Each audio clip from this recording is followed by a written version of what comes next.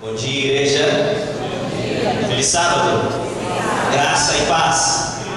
Quantos estão felizes por estar na casa do Senhor nesse dia especial? Amém? Amém. Deus seja louvado pela tua vida. Para mim é uma grande alegria. Estava dizendo para os meus amigos que estavam comigo aqui na plataforma, essa é a primeira vez que eu venho nesta linda igreja do Conjunto José Bonifácio. Mas eu tenho amigos por aqui, tem uma história relacionada a desbravadores, porque aqui pertence ao clube Águia do Leste, certo? E por muitos anos o meu clube acampou com o clube Águia do Leste. Eu nasci em São Paulo, mas eu fui criado e cresci na cidade de Jacareí, onde está o Clube Luzeiros do Vale. E aí, por muitas vezes, nós tivemos a oportunidade de acamparmos juntos. E um grande amigo do meu clube pertenceu ao clube de vocês, lá atrás, no passado, na década de 90. E aí, então, nós tínhamos uma história, conhecíamos já algumas pessoas daqui. Tive a grata satisfação de trabalhar com o professor Quini e também com alguns alunos, né, Carlos? Eu tive a oportunidade de estar no ano passado lecionando, vi a Júlia ali no fundo. Bom dia, Júlia, feliz sábado. A Camilinha também aqui, né? Bom dia. Não sei se tem mais alunos meus aqui, mas que a paz do Senhor Jesus esteja contigo nesta manhã. Quantos aqui já foram desbravadores? Já passaram pelo clube? Quantos ainda estão nos desbravadores? Ótimo. Quantos aqui namoraram no período de desbravadores? Quantos se casaram com um desbravador ou uma desbravadora? Alguém? Aqui? A minha história está relacionada também com o clube de desbravadores. Como o professor Quini apresentou, ali está a minha cara metade, Priscila. Fique perto da igreja de conhecimento. Isso. Essa é minha esposa, Priscila Timóteo, aqui da Paulista Leste. A Carolina está ali fazendo assim, não me apresenta não, papai, mas Felinha, fique em pé também, para a igreja te conhecer. A criança está com vergonha lá no fundo, né? Isso. A Carolina tem 7 anos, vai completar 7 anos agora em fevereiro. Nós nos conhecemos em Camburi, onde o meu clube ficou estacionado ao lado do clube dela. Tempos depois, então, Deus nos aproximou e eu vinha para São Paulo para poder me aproximar dela e começarmos a namorar. E pela graça do Senhor, este ano vamos completar já 11 anos de casado. Se você é desbravador, eu quero dizer algo para você. O objetivo principal do clube de desbravadores é salvar vidas também. Mas quando chegar na tua época de escolher uma pessoa ideal para estar do seu lado, para constituir uma família, quero te dizer que no clube de desbravadores também dá casamento, viu? Também casa. Que o Senhor Deus, então, nesta manhã, venha nos abençoar através da mensagem que nós vamos compartilhar aqui. Quantos aqui amam a Jesus? Ótimo, bom saber. Quantos aqui são casados? Ou namoram? Ou são noivos? Quem aqui é solteiro? Quem aqui já está indo agora, já passou do período de solteiro e está naquele momento de desespero? Quem está aqui no momento de desespero? Preciso encontrar a minha tampa da minha panela. Ninguém? Ok. E bom, quero fazer mais uma pergunta. Gosto muito de fazer perguntas. Você ama a sua família? Não ouvi. Você ama a sua família? Muito ou pouco? Quando Jesus voltar, você quer ir ao céu? Quando Jesus voltar, você quer ir ao céu? Você quer ir ao céu sozinho ou com a sua família? Você quer ir ao céu sozinho ou com a sua família? Você ama a sua família? Muito ou pouco? Onde está a sua família? Ótimo. O que você tem feito para a sua família estar no céu contigo? Você ama a sua família? Muito ou pouco? Precisamos fazer algo para que a nossa família entre nas portas do céu ao nosso lado. É assim ou não é? Pensando nisso, abra sua Bíblia no livro de Marcos. Vamos direto para o tema desta manhã. Marcos capítulo 5 é o que vamos estudar. Marcos está no Novo Testamento. dentro dos evangelhos, Mateus, Marcos, Lucas e João, são uma composição de evangelhos, esses 4 livros que nós chamamos de evangelhos sinópticos. Livros que falam sobre as mesmas histórias, assuntos semelhantes, mas com visões diferentes, pontos de vista diferentes. E o livro de Marcos, capítulo 5, relata uma história em que vamos nesta manhã nos concentrar. Quantos aí? Você já encontrou? Alguém aí precisa de Bíblia?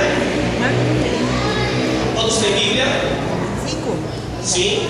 Você está sem Bíblia, ainda volta, a pessoa do seu lado aí vai poder te socorrer, te ajudar. Eu só esqueci de fazer uma pergunta. Até que horas vamos? Eu falo até as 2 da tarde. Até meio-dia, ok? Até as 12 vamos falar então. Você tem sua Bíblia já? Encontrou Marcos capítulo 5? Ótimo. Antes de lermos esse texto, mais uma pergunta, oramos e lemos o texto. Em algum momento da sua vida você já se sentiu assim: Senhor, salvar pessoas para Cristo é muito difícil? Já pensou assim? Já passou isso na sua mente no momento? Falar do amor de Jesus para minha família não é tão fácil, porque muitas vezes eles não aceitam. Como eu gostaria de abrir a cabeça daquilo que eu amo e trazê-lo aqui dentro, para que ele entendesse e amasse mesmo Jesus que eu amo. Você em algum momento já se sentiu inferior em pensar que você e eu não somos um nada e não conseguimos fazer sozinhos? Ou convencer pessoas de aceitar Jesus que eu e você aceitamos? O texto que nós vamos ler nessa manhã retrata essa história. Eu gostaria que você fechasse seus olhos antes de nós lermos. Pai querido, nós vamos agora deixar tudo o que nós estamos fazendo e nos concentrarmos neste momento na tua santa palavra. Nós pedimos que o Espírito Santo esteja aqui pairando entre nós, que as crianças se acalmem, que os anjos estejam nos acompanhando, que nada tire nossa atenção neste momento, que possamos ouvir a tua voz através da sua santa Bíblia. Conduza este culto por Jesus. Marcos capítulo 5, eu quero que você me acompanhe aí, a partir do versículo 1, diz o seguinte: olha, entre mentes chegaram a outra margem da terra dos Gesarenos.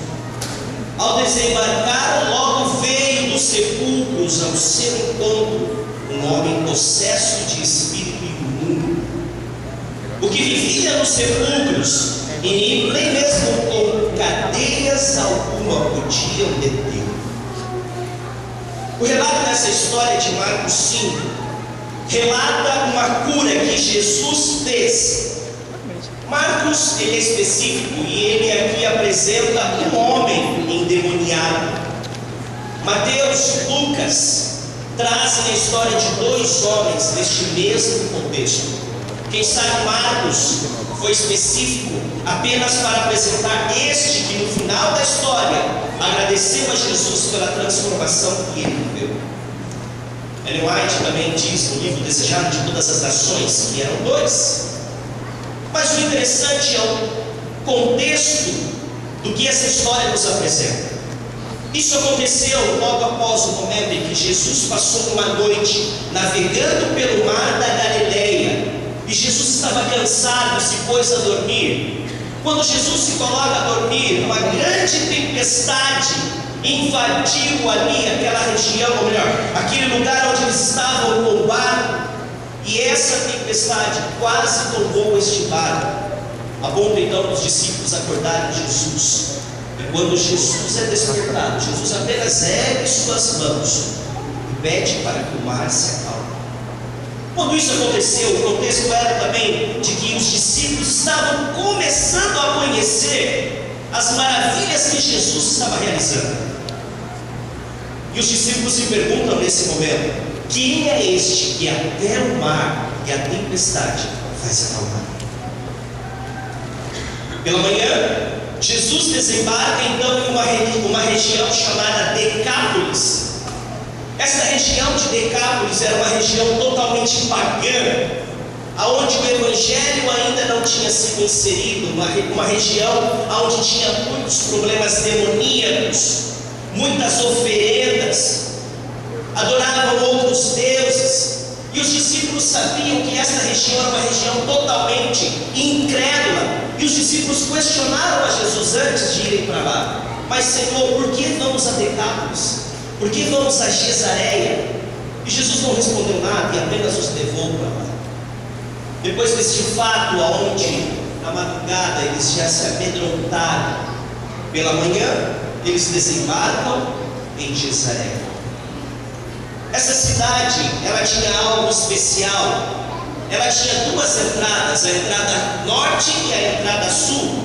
E normalmente as pessoas, quando passavam em Cesareia, elas usavam a entrada sul, a entrada norte, a parte de cima, porque era o lugar mais bonito, mais adequado para que eles pudessem entrar. A entrada sul, que era a parte de baixo, era onde eles tentavam esconder tudo aquilo que era feio nessa região. Era onde estavam os moradores de rua, onde estavam os drogados, é onde estava toda a podridão daquela região. Normalmente ninguém ia pela entrada sul. E foi exatamente neste lugar onde Jesus desembarca com seus discípulos. Agora interessante, diz o texto que nós lemos agora, versículo 1 e versículo 2, que quando Jesus chegou à terra dos Gesarenos, ao desembarcar, logo veio dos sepulcros ao seu encontro. Só que tem um detalhe aqui: quem desembarcou primeiro? Os discípulos ou Jesus? Você consegue decifrar? Vamos ler de novo. Ao desembarcar, logo veio dos sepulcros ao seu encontro um homem possesso de espíritos imundos. Quem desembarcou primeiro? Jesus ou os discípulos? Jesus. Sabe por quê? Primeiro, porque os discípulos não queriam ir para lá.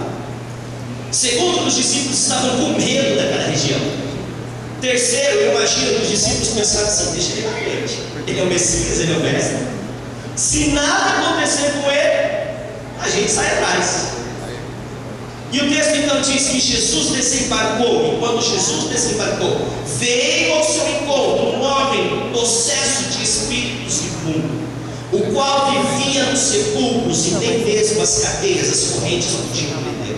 Vamos seguir agora lendo. Versículo 4 diz aí, porque tendo sido muitas vezes preso com grilhões e cadeias, as cadeias foram quebradas por ele, e os grilhões despedaçados, e ninguém podia subjugá-lo.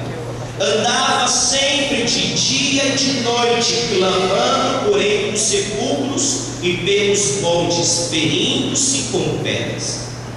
Paramos aqui um pouquinho de novo. Olha o contexto dessa história. Jesus chega em Cesareia. Os discípulos não queriam ir para lá. Eles tinham passado um susto na madrugada, onde o barco quase virou. Depois disso, Jesus desembarca com eles pela manhã. Jesus desce do barco e a recepção, detalhe, entraram pelo lado mais obscuro, pelo lado mais difícil, pelo lado pior daquela região. E quando Jesus chega ali, a recepção deles é um homem possesso de espírito imundo. Vocês conseguem analisar todo este panorama? Da onde Jesus estava indo com os discípulos?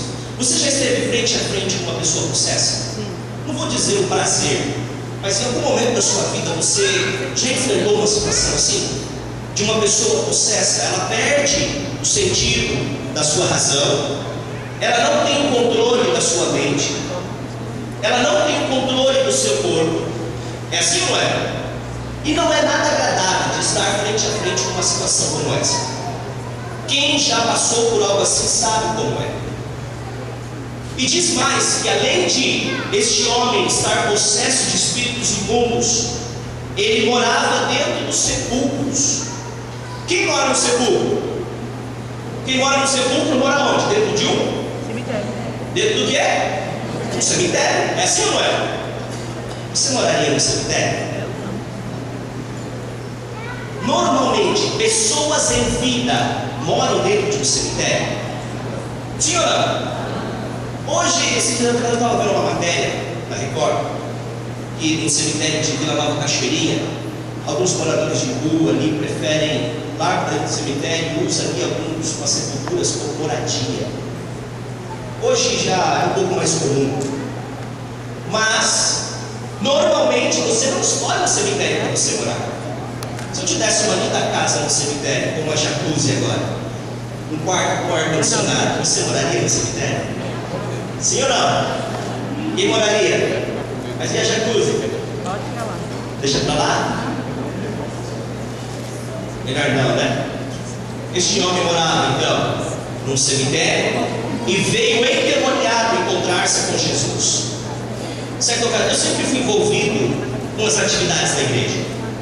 Eu tinha meus 15 para 16 anos e eu gostava de ficar no som, cuidando do som, ajeitando muitas vezes o projetor na igreja onde eu frequentava. Em certa ocasião passou pela nossa cidade um pastor que ele fazia trabalhos missionários, gostava de construir igrejas. E este pastor então ele resolveu fazer uma série evangelística em um bairro. E neste bairro ali onde estávamos, nós começamos uma série evangelística e era um salãozinho que antes de se tornar igreja era um bar.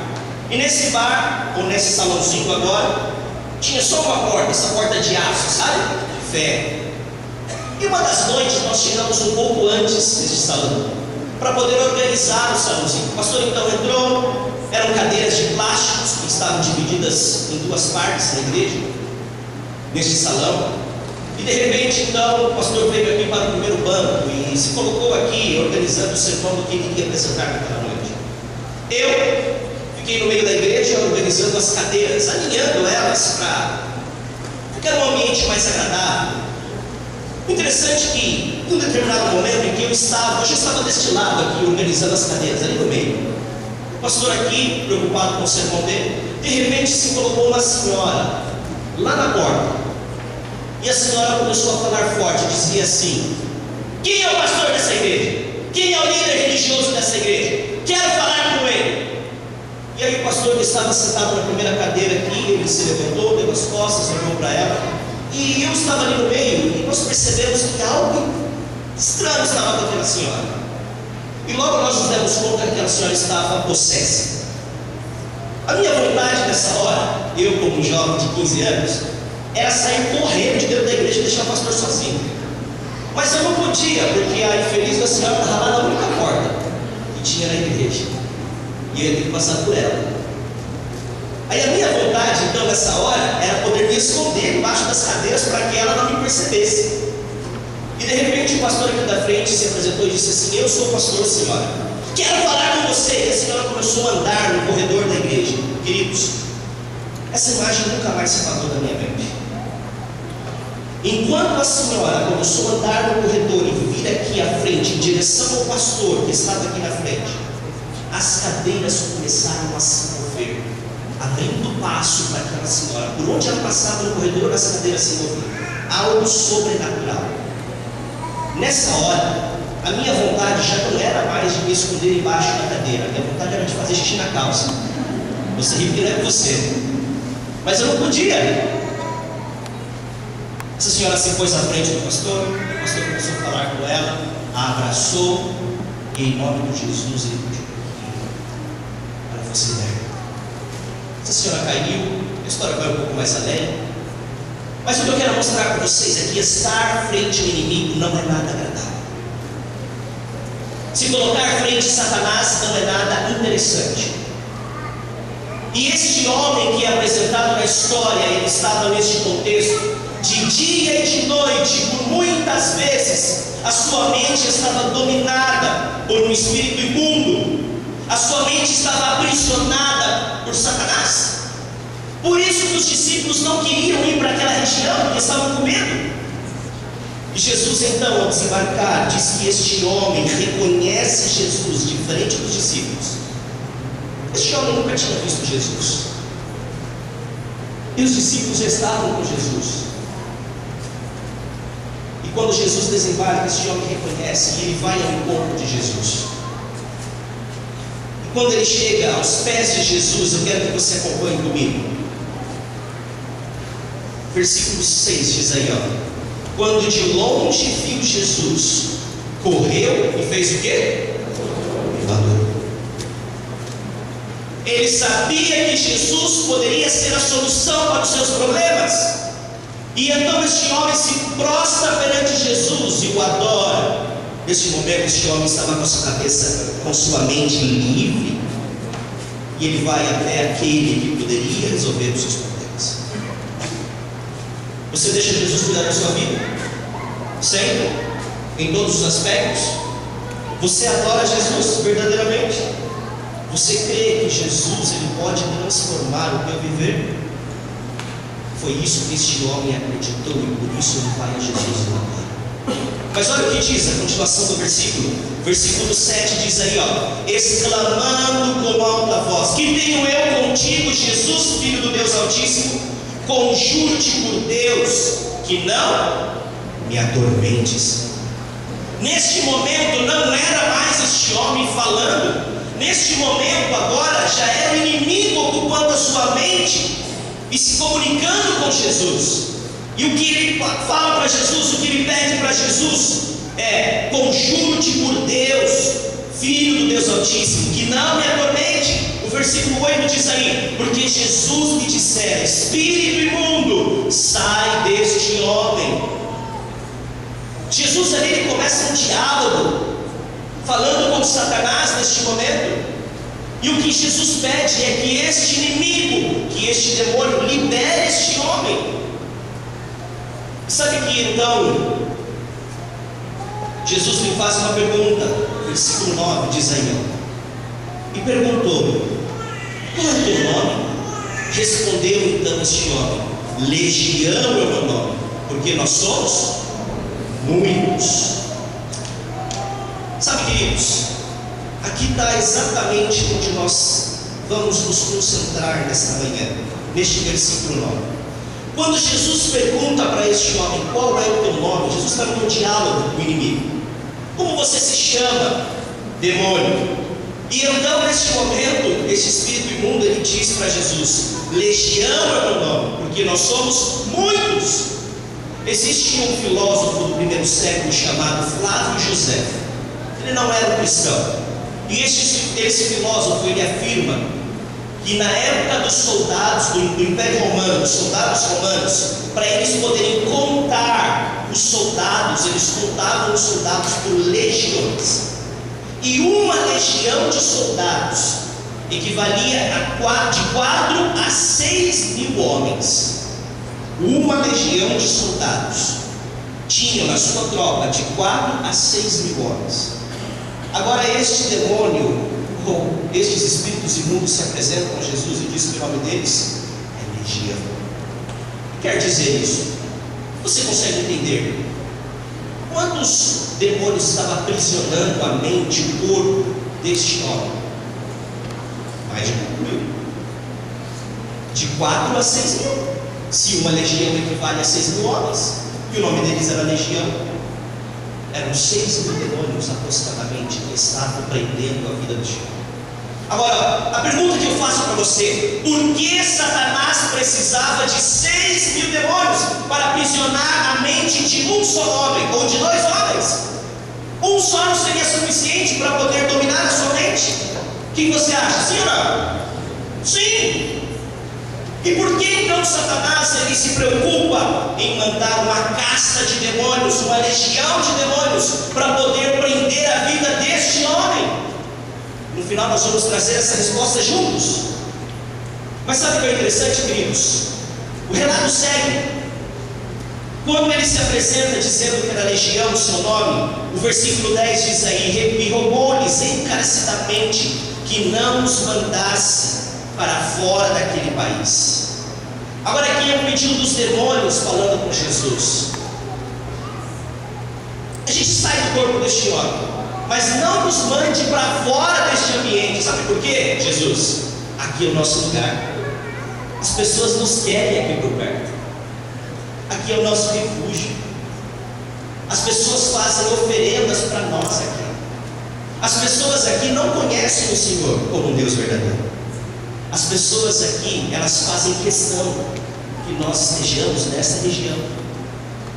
E Jesus, por um instante, ele permite então que os demônios saiam do corpo daquele homem. E olha o que aconteceu. Versículo 11. Passava por ali pelo monte uma grande manada de porcos. E os espíritos imundos rogaram a Jesus, dizendo: mande-nos para os porcos, para que entremos neles. E Jesus então fez o quê? Pedido da sua Bíblia. Jesus permitiu. Então saíram os espíritos, entraram nos porcos, e a manada aqui era cerca de quantos? Quantos diz aí?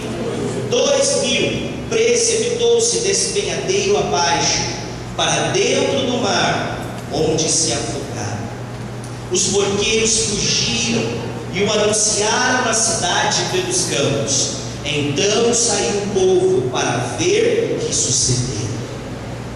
Quando estes demônios falaram com Jesus e falaram: Senhor, a gente sai dele, mas não nos mande para fora desta região, nos deixe permanecer aqui, tem uns porcos aqui próximo, permite que nós entremos neles.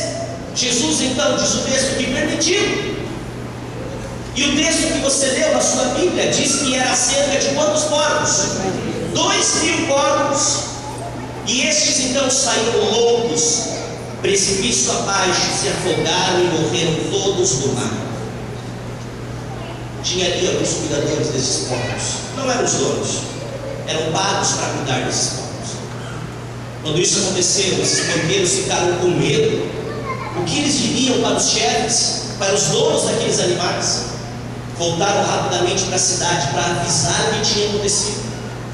E o texto relata dizendo que logo esses homens e o povo da cidade veio até onde Jesus estava, lá na entrada da cidade, para ver o que tinha acontecido. Olha o contexto do que aconteceu quando Jesus chega em Decápolis. Sabe onde estavam os discípulos? Sabe onde estavam os discípulos? Onde você acha? Dentro do barco, morrendo de medo de tudo isso que eles tinham visto ali. Onde você estaria? Aonde eu e você estaríamos? Ao lado de Jesus enfrentando essa cena? Ou dentro do barco esperando? Deixa ele lá sozinho lá. Se ele sobreviver, a gente avança. Se não, daqui mesmo a gente volta. Este era o contexto que Jesus e os discípulos estavam enfrentando. Agora, sabe o que pensavam as pessoas daquela cidade? Nesse mesmo livro Desejado de Todas as Nações, capítulo 35, Ellen White, ela diz que as pessoas daquela cidade foram ao encontro de Jesus ali para ver toda aquela cena, porque as pessoas estavam apenas preocupadas com o prejuízo que Jesus poderia dar a elas. Peraí, se quando Jesus chegou na cidade, antes de ficar dentro da cidade, Jesus já deu esse prejuízo de 2.000 porcos, imagina o que vai acontecer quando ele entrar na cidade. As pessoas não queriam que Jesus avançasse. Quando eu estava montando a ideia deste sermão, interessante que eu estava na Bolívia, eu me graduei na Bolívia em teologia, e eu perguntei ali para alguns amigos, alguns irmãos da igreja, quanto custava um porco. Eu queria saber mais ou menos quanto era o prejuízo de que aqueles homens estavam tendo, o que eles estavam pensando naquele prejuízo. E eu perguntei então para o meu irmão boliviano: irmão, quanto custa um chancho? Quanto custa aqui um porco, um cerdo? E os irmãos me olhavam assim na igreja no sábado de manhã e não me respondiam. E eu perguntei: quanto custa um porco diante de 100 quilos? Os irmãos me olhavam assim de cima e embaixo, não me falavam. E um deles criou coragem e disse: pastor, por que o senhor quer saber o valor de um porco, pastor? O senhor não sabe que nós não comemos carne de porco? E eu disse: não, irmão, eu não quero comer. É só para fazer uma analogia em uma pregação. E eles entenderam e me disseram: um porco de 100 quilos na Bolívia custa em média 1.500 bolivianos. Quando eu cheguei aqui no Brasil, eu fui pesquisar. Porco bem tratado de 100 quilos aqui no Brasil custa em média 3.000 reais. Multiplica agora 3.000 reais por 2.000 porcos. Quanto aqueles donos supostamente perderam? Quantos? Os bons de matemática? 6 milhões. 6 milhões de reais. Esta era a preocupação daqueles homens, por isso eles não queriam que Jesus avançasse para dentro da cidade. Na cabeça daquelas pessoas era: Jesus nos deu um prejuízo de 6 milhões de reais. E as pessoas então ali foram para poder travar Jesus e não deixar com que ele avançasse. Olha o que aconteceu. Quando chegaram ali onde tudo isso tinha passado, o versículo 15 diz aí, ó: indo ter com Jesus, viram o endemoniado que tivera legião, agora como? Assentado, vestido, em perfeito juízo, e o que? E temeram. Enquanto esses homens estavam preocupados com o prejuízo que Jesus daria a eles, Jesus tratou de cuidar da vida deste homem, transformado completamente. Outrora, este mesmo homem, ele era esquecido pela sua cidade, pelos seus vizinhos. O louco, é lunático, vive possesso, mora nos sepulcros. Olha este homem, ninguém dava atenção para ele, era passado despercebido. E quantas vezes eu e você deixamos passar pessoas despercebidas e olhamos para ela e falamos assim: esse aí, esse não é nada. Essa aqui, essa metade da vida. E esse aqui então, é um bêbado, vai dar nada. Era assim que as pessoas olhavam para esse homem. Nesse momento, Jesus então, ele faz uma metanoia na vida deste homem, queridos. Uma transformação completa. Este homem que estava totalmente possesso, se feria, andava nu, morava nos sepulcros, agora ele foi encontrado assim, ó, sentado, conversando olho a olho com Jesus, vestido em seu perfeito juízo. Essa palavra juízo, algumas versões dizem um juízo cabal. Eu fui analisar no grego para encontrar o que Jesus tinha feito com ele. E a palavra que o grego nos traz é uma outra palavra chamada metanoia. Sabe o que Jesus fez com ele? Uma metanoia. Uma metanoia é isso aqui, ó. Eu estou indo nesta direção, e de repente Jesus passou na minha vida e mudou todo o percurso da minha vida, e eu vou agora nesta direção. Foi exatamente isso que Jesus fez com ele. Mudou completamente o estilo de vida do que ele estava vivendo. Mas sabe que as pessoas ficaram assustadas, mas não se deram conta, porque na verdade a preocupação daquela gente era: deixemos Jesus entrar ou tomaremos mais prejuízo? Olha o que fizeram. Já estamos terminando. Ali no relógio está apontando já 12 horas.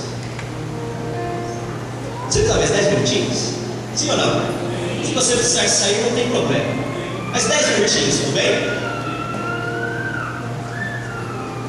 Versículo 16 diz aí: os que haviam presenciado os fatos comentaram-lhe o que sucederam, o que acabara de acontecer ao endemoniado, e acerca dos corpos, e entraram-lhe a rogar-lhes que se retirasse da terra deles. Ao entrar Jesus no barco, suplicava-lhe o que fora endemoniado que deixasse estar com ele. Versículo 19 diz aí, ó: Jesus, porém, não lhe permitiu, mas ordenou-lhe: vai para a tua casa, para os teus, anuncia-lhes tudo que o Senhor te fez e como teve compaixão de ti. A preocupação daqueles homens era exatamente mandar Jesus fora. Eles não se preocuparam com os milagres que Jesus estava fazendo na vida daquele homem. Na cabeça deles passavam assim: a presença de Jesus é um grande prejuízo.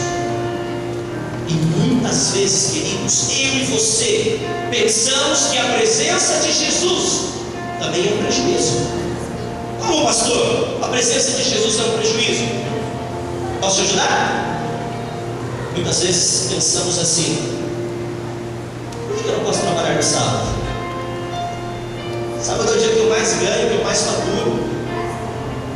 Por causa da igreja, por causa de Jesus, por causa do sábado, eu estou tomando prejuízo. Por que eu não posso ir na faculdade na sexta-feira à noite? Em vez de eu terminar o meu curso em 4 anos, por causa do sábado, da sexta-feira, eu vou levar 5, 6 anos. Infelizmente, para muitos, a presença de Jesus é um grande prejuízo. Mas eu quero te dizer algo nessa manhã, meu querido irmão. A presença de Jesus não é um prejuízo nas nossas vidas. A presença de Jesus são grandes bênçãos que recebemos dele. Sabe por quê? Porque quando Jesus voltar nessa terra, eu e você vamos poder viver a eternidade com ele no céu. Você não vai morar nos sepulcros, mas você vai morar numa casa. Isso, quem sabe, vai ter uma jacuzzi, 2 de ouro. Você vai ter o prazer de comer da árvore do fruto da vida e chegar à estatura de Deus. A presença de Jesus não é prejuízo para mim e para você. Nós só precisamos analisar e enxergar esse Jesus que transforma. Este homem então, ele disse para Jesus: Senhor, deixa eu ir contigo, deixa eu acompanhar. E Jesus disse aqui no versículo que nós lemos, que quando ele entrou no bairro e saiu daquela cidade, antes disso, Jesus disse para ele: não, você não vai comigo. Você vai voltar para a tua casa e você vai falar com os teus do que o Senhor fez na tua vida e como ele teve compaixão de você. Por que Jesus disse isso para ele? Olha o versículo 20. Então ele foi e começou a proclamar em Decápolis tudo o que Jesus lhe fizera, e todos se admiravam. Muitas vezes, meu querido, eu e você precisamos ser uma testemunha viva do amor de Deus na nossa casa, no nosso bairro, no nosso trabalho, para os nossos amigos. Se o pastor não consegue estar na tua casa todos os dias, se o ancião não consegue ir te visitar semanalmente, você precisa ser um testemunho vivo onde você mora, com os teus, com a tua família. Como você tem testemunhado que Jesus faz na sua vida? Será que você tem contado e mostrado para aqueles que você ama, que querem que vá ao céu, com você, este amor que Jesus tem por você? Ou será que você mostra para estas pessoas um Jesus que não faz nada? Como nós estamos apresentando esse Jesus? Foi isso que esse homem fez. Um lunático, um louco, apresentando Jesus a outros. Sabe o que aconteceu? Vai lá para o livro de Mateus, capítulo 15. Já vamos quase terminar. Jesus sai daquela região. Jesus vai embora com os discípulos. Jesus não permite que este homem caminhe com ele. Este homem entende, vai lá evangelizar a sua família, os seus amigos. Em Mateus capítulo 15 diz o que aconteceu no final dessa história. 15:29. Partiu Jesus dali e foi para junto do mar da Galileia, e subiram ao monte, e assentou-se ali. E vieram a ele muitas multidões, trazendo consigo coxos, aleijados, cegos, mudos e outros, muitos, e os largaram junto aos pés de Jesus, e ele os curou. De modo que o povo se maravilhou ao ver que os mudos falavam, os aleijados recobravam saúde, os coxos andavam e os cegos viam. Então glorificaram ao Deus de Israel. Ellen White diz nesse livro Desejado de Todas as Nações, capítulo 35, que tempos depois Jesus volta naquela mesma região de Decápolis. Quando Jesus voltou, este mesmo homem que estava possesso outra hora, agora foi responsável por levar uma grande multidão aos pés de Jesus. E esta multidão agora, eles clamavam por milagres, clamavam por transformação, queriam estar na presença de Jesus. Quero ler aqui um pequeno trechinho que diz aqui no capítulo 35. Diz o seguinte: embora o próprio Salvador partisse, permaneceram os homens curados como testemunhas de seu poder. Os que haviam sido instrumentos do príncipe das trevas tornaram-se condutores de luz, mensageiros do Filho de Deus. Os homens maravilhados ao ouvir as assombrosas novas. Abriu-se naquela região uma porta ao Evangelho. Quando Jesus voltou a Decápolis, o povo aglomerou-se ao seu redor, e durante 3 dias, não somente os habitantes desta cidade, mas milhares de toda a região, escutaram a mensagem da salvação. O próprio poder dos demônios está sob o domínio de nosso Salvador, e a operação do mal é sujeita para o bem. Amém? Era desmerecido, vivia nos sepulcros, preso, endemoniado, incapaz de poder fazer qualquer coisa para Jesus. Mas o Senhor olhou para aquele homem, libertou ele de seus problemas, e ele foi um grande evangelista para trazer a sua família e trazer toda uma cidade, que era a região de Decápolis, para os pés de Jesus. Quem sabe nessa manhã eu esteja falando para alguém que se sente incapaz de pregar o Evangelho. Quem sabe nessa manhã eu esteja falando para alguém que se sente incapaz de poder trazer a sua família. Pastor, mas eu não sei pregar, eu não consigo dar estudos bíblicos.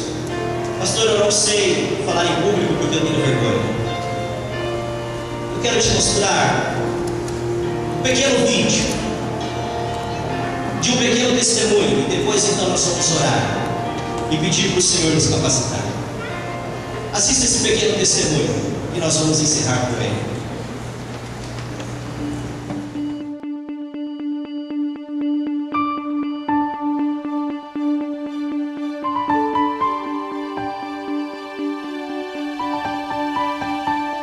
Eu comecei a atender o Marcos quando eu cheguei aqui no ano de 2008. Ele era um dos pacientes que recebia uma listinha, né? E ele era um deles. E inicialmente o Marcos, ele é bastante emotivo, ele chorava bastante nas sessões. Mas ele também falava de Deus assim com uma forma convincente, uma forma alegre, com muito entusiasmo. E eu sempre ouvia o Marcos, né? Eu sempre gostava de ouvir o Marcos porque ele contava aquilo com bastante entusiasmo. Na verdade, assim, no começo eu duvidava, achava, digo, mas ela não vai se interessar assim por um, né? É um assunto que também me interessava e a maneira como ele falava, assim, ele se emocionava bastante, eu via que aquilo era sincero. Ele falava com convicção, não falava da boca para fora. O grande pregador em questão é o Marcos, 22 anos, portador da síndrome de Waardenburg tipo 2. É uma síndrome muito rara, o Marcos não tem, assim, grande comprometimento, mas ele tem algumas características dessa síndrome. A despigmentação da pele, a deficiência mental leve, mas tem. Mas e daí? Quem disse que alguém com deficiência mental não pode falar de Deus? Uma vez ele falou isso, que eles iam que os adventistas iam sofrer porque viria uma lei. E eu não sabia nada disso, né? Porque eu era católica, eu não sabia dessa coisa. Eu ficava assim, mas como hoje em dia é tão... como é que é? Se respeita tanto os valores, os direitos das pessoas. Por que eles vão sofrer se eles não são submetidos à Igreja Católica? Daí, aí isso começou. Uma vez ela me perguntou sobre o que é essa lei dominical uma vez. E o que você respondeu? É o final dos tempos que vai surgir. O que você fazia quando você não sabia responder o que ela perguntava? Eu vinha até minha mãe e falava para ela, daí ela ia até lá e na sessão de massagem ela respondia as perguntas da Rosa. Aí entrou em cena a dona Yolanda para continuar explicando o que o filho não conseguia. Mas já que a psicóloga queria saber demais, o jeito foi um método mais definitivo: o grande conflito. Eu olhei para ela e pensei, puxa vida, esse é um assunto assim que é o último que você explica para a pessoa, não o primeiro, né?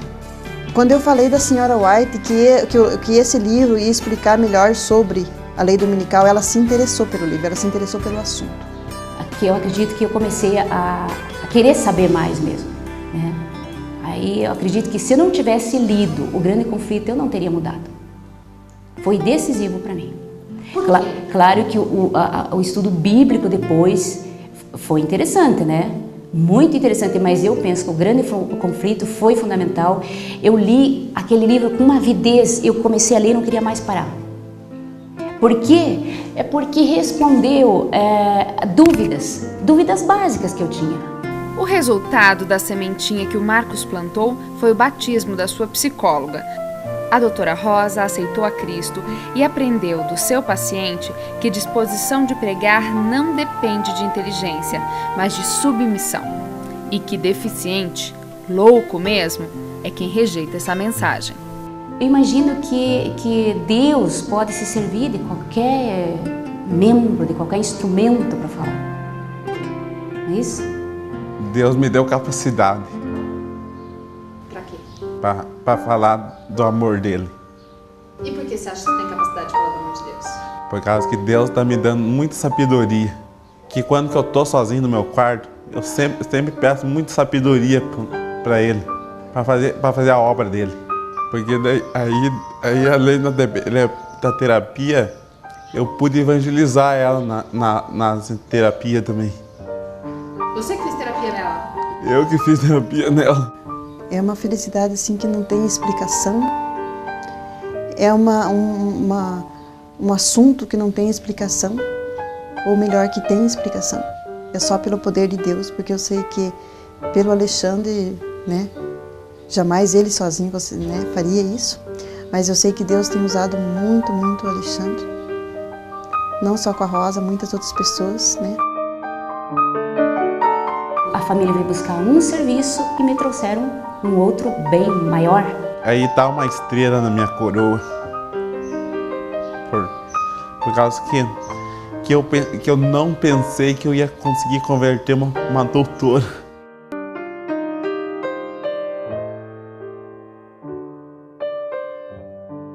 Eu acho que todo mundo pode fazer esse trabalho. Por que você acha isso?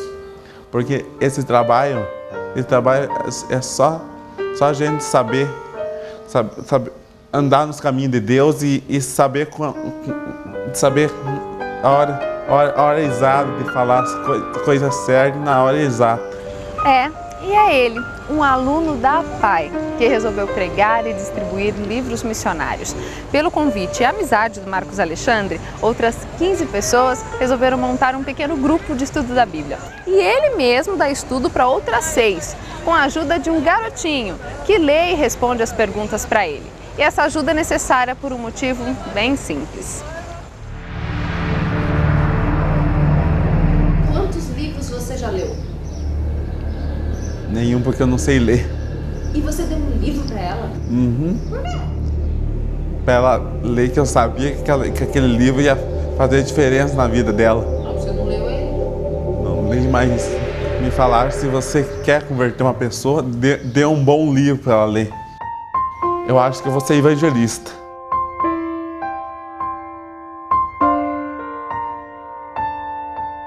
Porque eu amo falar desse meu Deus. Porque mesmo a fé que eu pratico, eu quero que essas pessoas pratiquem também.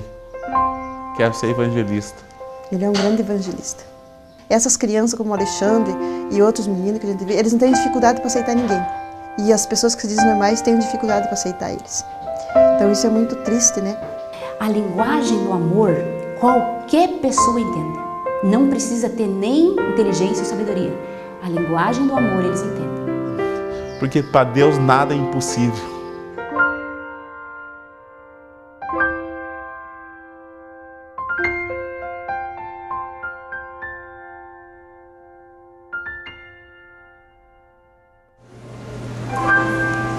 Amém? Será que eu e você somos capazes de pregar do amor de Jesus e salvar a nossa família? Sim ou não? Sim. Será que eu e você somos capazes de apresentarmos esse Jesus para aqueles que precisam de Jesus? Não existe desculpa. Respondendo o que estava na metade do texto, quando Jesus pergunta o nome daqueles demônios, eles dizem que é legião.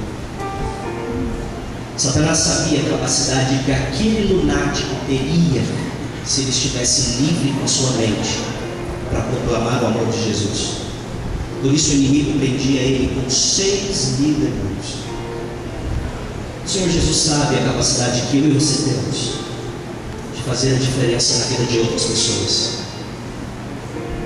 Mas infelizmente Satanás muitas vezes nos prende em situações para tirar o nosso foco de pregar o amor dele para aqueles que nós amamos. Quem sabe nessa manhã, eu tenho certeza que aqui nós não temos ninguém por sucesso, mas quem sabe nessa manhã, alguém aqui tem sido aprisionado pelas armadilhas de Satanás e perdeu o foco de evangelizar, de pregar, de amar o amor dele. Quem sabe é o vício, quem sabe a falta de dinheiro, quem sabe é um problema no seu relacionamento que te tira o foco de falar do amor de Jesus. Sabe, nessa manhã eu estou falando com alguém que perdeu esse brilho. Como Jesus demora tanto para vir, como eu e você pensamos, porque somos seres humanos, você já não acredita mais nessa historinha que Jesus vai voltar. Mas eu quero te dizer, eu e você somos capazes, eu e você podemos salvar quem amamos para viver com Cristo no céu. Amém? Quer você neste ano de 2019 fazer a diferença? Quer você neste ano de 2019 fazer esse acordo com Jesus? De buscar aqueles que você ama? Que adianta eu salvar o mundo e a minha casa, eu não conseguir levar a minha esposa, a minha filha, a minha família para perto de Jesus? Eu quero te fazer um convite muito especial nessa manhã. Estamos iniciando o ano de 2019. Esse é só o primeiro mês. Não sei quais foram as promessas que você programou para este ano. Se o ano de 2018 você não pôde fazer nada por Jesus, já passou. O Senhor quer o teu coração hoje. Se o Marcos, com doença mental, foi usado por Deus, imagina o que eu e você podemos fazer. Se um homem que estava possesso com 6.000 demônios arrastou uma multidão, imagina o que eu e você podemos fazer. Eu quero te fazer um convite nessa manhã, para que eu e você possamos fazer um compromisso com Cristo de salvar a nossa casa. Você ama a sua família? Sim ou não? Sim. Você quer estar no céu com a sua família? Sim ou não? Sim. Precisamos fazer algo para eles. Qual é a razão que eles não estão aqui nesta manhã? Se você quer nesta manhã fazer um compromisso com Cristo, de lutar, orar, interceder, jejuar, falar e resgatar este que você ama, eu queria te convidar para você vir aqui na frente. Nós vamos orar e clamar para Jesus, para que Ele então nos capacite, nos motive e nos ajude a buscarmos quem nós amamos, porque nós não queremos chegar no céu sozinhos. Priscila, Carolina, vem aqui comigo. Eu quero chegar no céu com a minha família, queridos. Eu não quero chegar sozinho. Os meus tios ainda não estão na igreja. Os meus primos, infelizmente, estão desviados da igreja. E eu luto, oro, intercedo. Quando vou à minha cidade de Jacareí, falo com eles, para que o Espírito Santo também toque no coração deles. Porque eu quero estar com a minha família. E se não for eu e você que lutarmos pela nossa família, sabe quem vai lutar? Ninguém. Eu e você precisamos lutar por aqueles que nós amamos, para que juntos nós possamos estar no céu.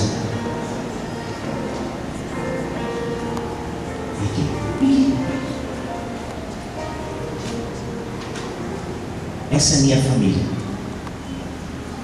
Quando Jesus voltar, eu quero apresentar a Carolina para Ele. Ele me deixou a responsabilidade dela cuidar e educá-la. Eu quero apresentar a minha esposa para Jesus. Podemos viver a realidade. Quer você estar em família também? Abraça quem está do seu lado, vamos orar. Deus querido, nessa manhã nós te louvamos e te agradecemos a oportunidade que o Senhor nos dá de ouvirmos a Tua palavra e decidirmos mudar o rumo da nossa vida. Muito obrigado a Deus, porque um dia o Senhor nos tirou de onde estávamos, nos resgatou, quem sabe, no momento de perdição que vivíamos. O Senhor nos mostrou a luz, mostrou a Sua glória, a Sua graça. Muito obrigado, porque o Senhor não desiste de nós, Senhor. Pai querido, sozinho nós não somos nada, sozinho nós não podemos chegar em lugar nenhum, mas nós te clamamos que o Senhor tenha misericórdia de todos nós, que o Senhor resgate a nossa casa, a nossa vida, a nossa família, porque unidos nós queremos viver a eternidade. Assim como é o plano da redenção no princípio da família viver a eternidade, assim nós queremos viver quando Jesus voltar. Nós ouvimos nessa manhã o resgate que o Senhor fez com este homem endemoniado. Um homem que era desacreditado pela sociedade, mas o Senhor colocou luz e brilho em seus olhos, colocou juízo em sua mente, e ele pôde testemunhar a outras pessoas também. Pai querido, o Senhor também usou Marcos com problemas mentais para evangelizar pessoas a aceitarem a Jesus. O que nós queremos te pedir nesta manhã, que neste ano de 2019, o Senhor capacite, nos dê sabedoria, motivação, para também pregarmos o Teu amor e o Teu Evangelho.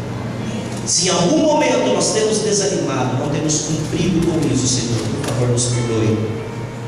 O sangue derramado na cruz venha resplandecer essa vida, que possamos entender que hoje precisamos salvar quem amamos. Existem pessoas aqui que nessa manhã estão tristes por diversas razões, problemas familiares, relacionamento, doença, por falta de dinheiro, por vícios. O Senhor conhece todos esses casos, e eu te suplico, em nome de Jesus, nos liberte, em nome de Jesus, nos cure, em nome de Jesus, nos salve. Também lembramos de pessoas que amamos e não estão aqui, filhos, esposos, esposas, irmãos, pais, amigos, e nós te suplicamos que neste exato momento o Espírito Santo chegue na vida dessas pessoas, na mente dessas pessoas que estamos lembrando agora, e toque no coração deles, para que eles se entreguem a Jesus neste ano, e venham também fazer parte deste grande reino que é a vida eterna. Nos despedimos agora, queremos a Tua paz, a Tua companhia, ao retornarmos aos nossos lares, e em nome de Jesus que o fazemos. Amém, Senhor. Que Deus te abençoe nessa manhã. Olha para a pessoa que está do seu lado, um abraço nela, e diga que você quer estar no céu com ela.